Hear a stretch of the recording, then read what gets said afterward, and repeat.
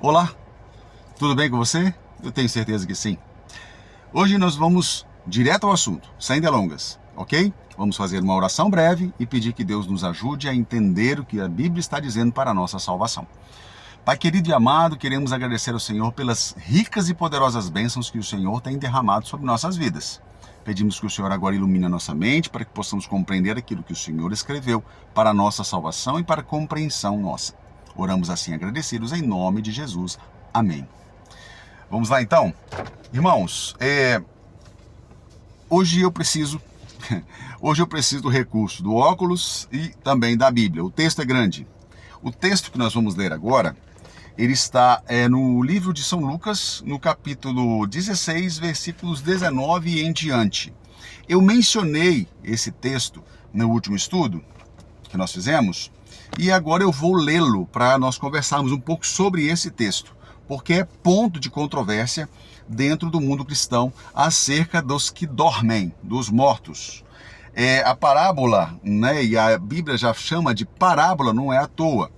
Todas as vezes que Jesus queria levar as pessoas do conhecido para o desconhecido, ele propunha uma parábola. Uma parábola não é uma literalidade.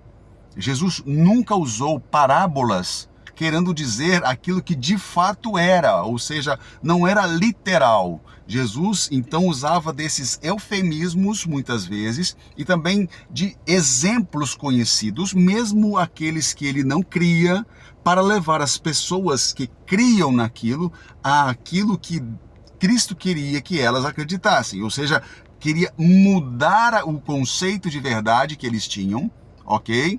A fim de que eles pudessem crer na verdade absoluta de Deus.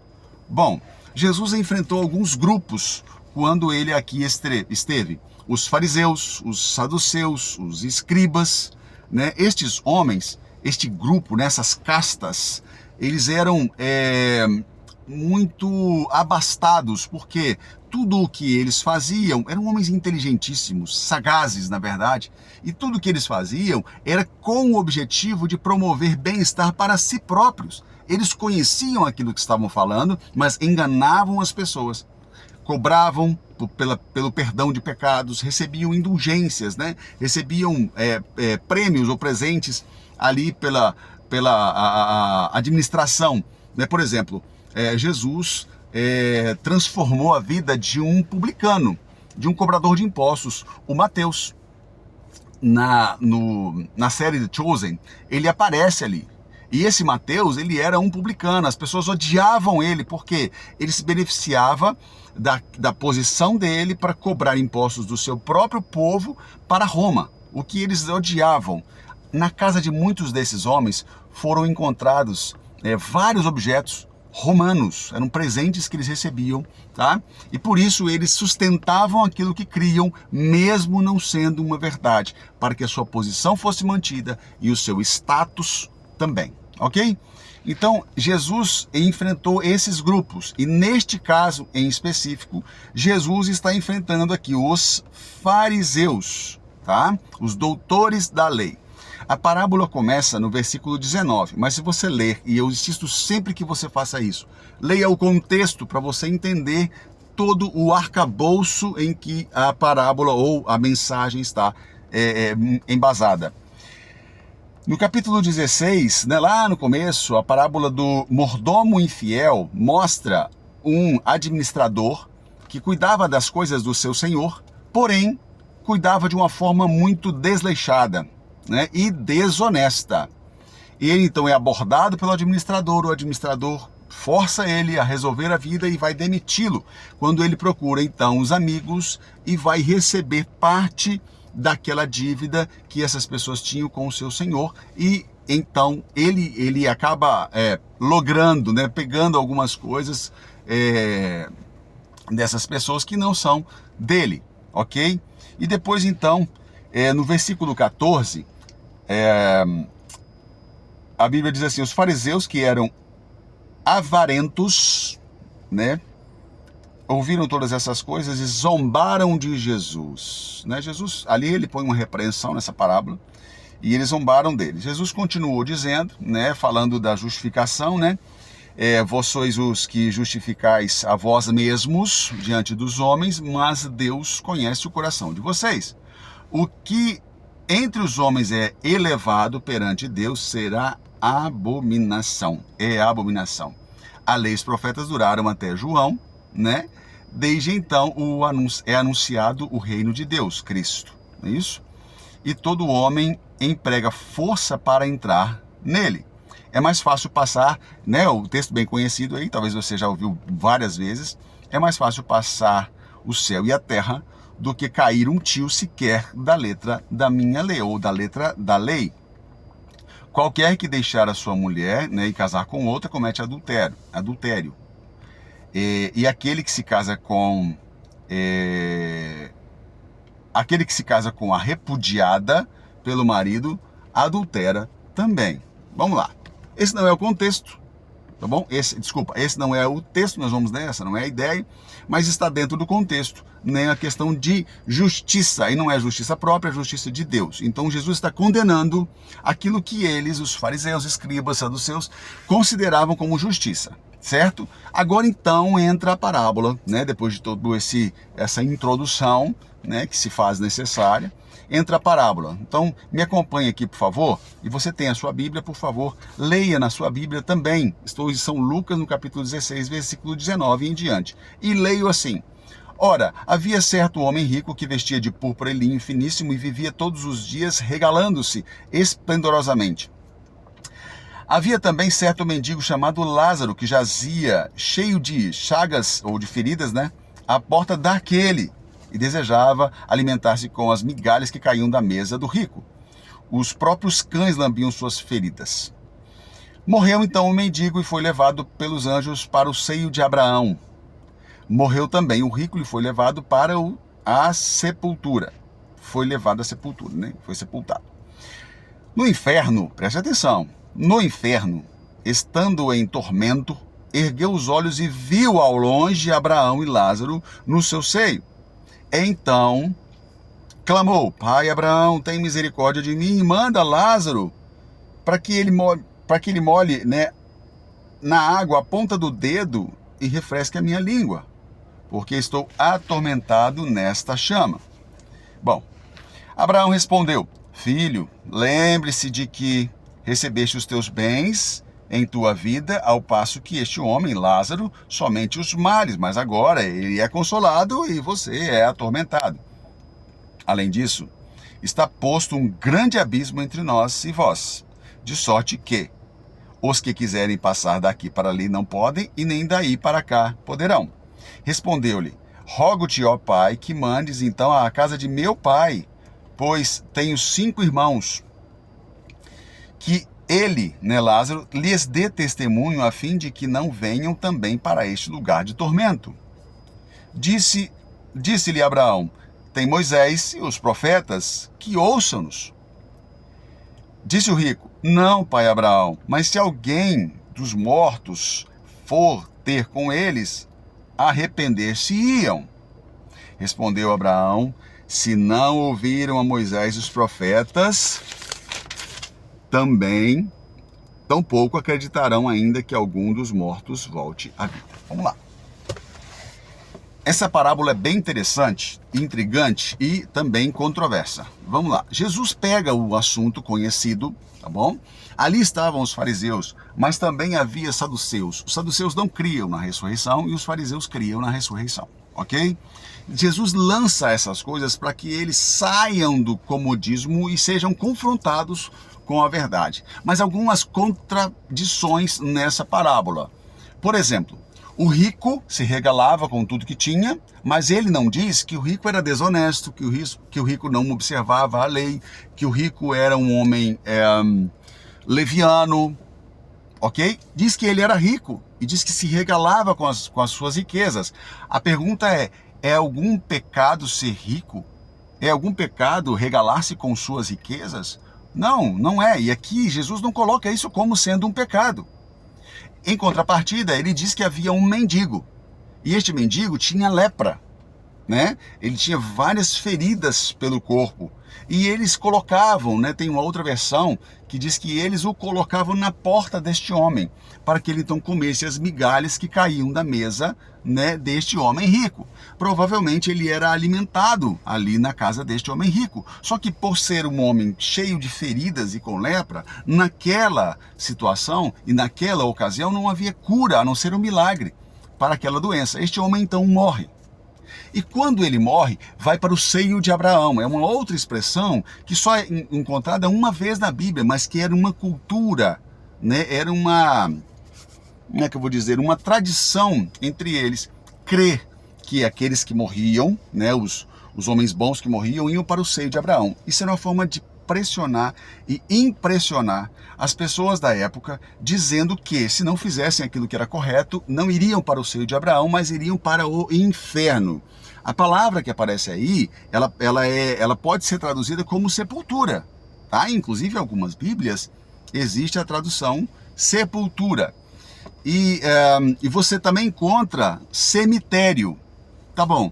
Mas qual que é a tradução da palavra sepultura? Aí Seol, né? Seol, Geena ou Hades. Esses três têm a mesma conotação. Pode ser traduzidos como inferno, como lugar dos mortos, como sepultura, mas é Hades, Geena e Seol, ok? Agora, a palavra cemitério, ela sai do latim, deixa eu me lembrar aqui. Tá, deu branco agora, mas tudo bem. Depois eu vou lembrar, tá bom? Então a palavra cemitério é o lugar dos mortos, tá? É um dormitório. Essa é a tradução para a palavra cemitério. Dá um Google aí, você vai ver aí. A tradução da palavra cemitério na Bíblia ali no grego, né? Você vai encontrar a palavra em grego e vai também encontrar a tradução dela, né? O significado dela para o português, e você vai ver que é um dormitório, né? Lembra que da última vez nós falamos aqui sobre o sono de Lázaro? Lázaro não morreu, mas apenas dorme. Vou despertá-lo. Cristo disse isso. A mesma coisa da menina que estava morta, que Jesus foi até ela e disse: ela não está morta, ela dorme. E Jesus chega para ela e diz: Talita cumi, menina, levanta, a ti te digo, né? É só a ela que está dizendo. Tá bom, vamos voltar para a parábola então. Nesta parábola, o mendigo morre e o rico também. O mendigo tem um nome, chama Lázaro, aquele que ressurge. Tá bom? Lázaro é aquele que ressurge, ou aquele que ressuscita, ou ressuscitado, ou trazido de volta. Essa é a tradução. Então este nome não aparece ali por acaso. Ok. Vocês percebem que existe um diálogo entre aqueles que estão no paraíso e aqueles que estão no inferno? E aí Abraão, o pai Abraão ali na parábola, diz o seguinte: há um abismo entre nós, de modo que os que estão aqui não podem passar para lá e os que estão aqui não podem passar para cá. Pensem comigo, que paraíso seria este? Que lugar de descanso seria este? Se com simples olhar para o horizonte, essas pessoas estão vendo outras pessoas sofrendo. Ela não tem embasamento bíblico. No restante da Bíblia não consegue embasar este texto como sendo literal. Pelo contrário, cada vez mais fica reforçada a ideia de que é uma parábola, ok? Lázaro, então, agora passa a gozar de uma certa, aliás, de toda a regalia, e o rico não. Agora perceba, por quê? Porque o rico está sofrendo e porque Lázaro está no paraíso. Jesus não fala da condição de Lázaro. Porque, pensem, não é porque a pessoa é pobre que ela é honesta, que ela é correta, que ela é serva de Deus, servo de Deus. Não é a condição, status social, econômico que define se você é ou não cristão de verdade. Não é isso. Correto? Então, o fato de ser pobre não dava o direito e não dá o direito de Lázaro estar no paraíso, e o fato de ser rico não dá como recompensa ao homem rico, né, o inferno. Então, assim, essa parábola, ela não tem coesão com todo o restante daquilo que Jesus está falando. E se você talvez tenha uma justificativa para isso, ou consegue explicar de uma forma melhor, me mande uma mensagem, me diga aí como é que você consegue enxergar essa parábola. Se você tem textos que corroboram, né, com essa parábola, dizendo que ela de fato é uma verdade, né, um fato, então me mande. Mas eu não encontro. Eu não encontro, mas vamos finalizar então para a gente só fechar, né, amarrar a boca do saco. Por que eu estou falando isso? Porque a grande verdade é aquilo que nós colocamos na última vez. Os mortos, eles não sabem coisa alguma, sua memória jaz no esquecimento. Tá? Eu espero que você tenha lido os textos que eu mandei para você, ok? Agora, aqueles que ressurgirão por ocasião da volta de Jesus são os salvos. E os que não ressurgirem são os ímpios. Fim, não tem um outro momento. Agora eu quero trazer para você só um último versículo, tá? E ele está lá no livro do Apocalipse. E ele fala, né, deste inferno.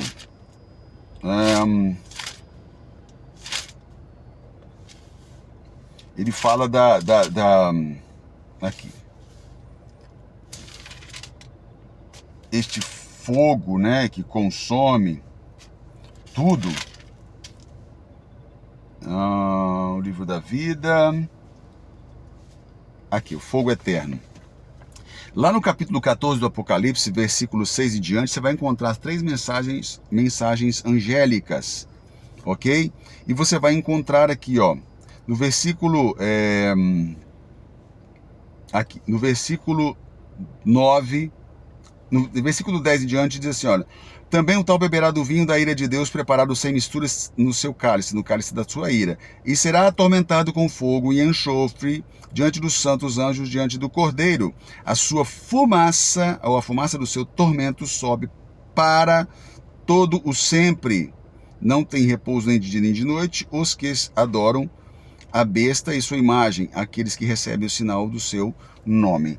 Essa tradução é interessantíssima, tá bom?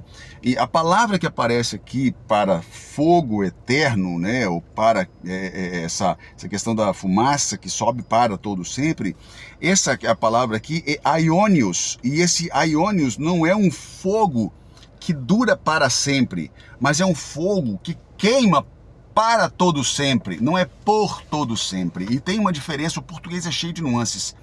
Perceba, aqui nós estamos falando de um fogo, né? Ou seja, de um fogo que consome para a eternidade. Nunca mais se levantará. E isso a Bíblia consegue apoiar, ok? Espero que você tenha compreendido, espero que você entenda o que nós estamos falando aqui, tá certo? Os mortos não vão para lugar algum a não ser para a sepultura, e o seu fôlego volta para Deus, como são os textos que nós lemos e entregamos para vocês na última vez. Ok? Espero que você tenha aprendido alguma coisa e que você se sinta induzido, tá? Compelido a buscar a Bíblia, a ler os textos e a confirmar aquilo que eu estou falando. E eu estou aqui, se você quiser confrontar alguma informação para nós entendermos melhor, por favor, fique à vontade. Vamos orar.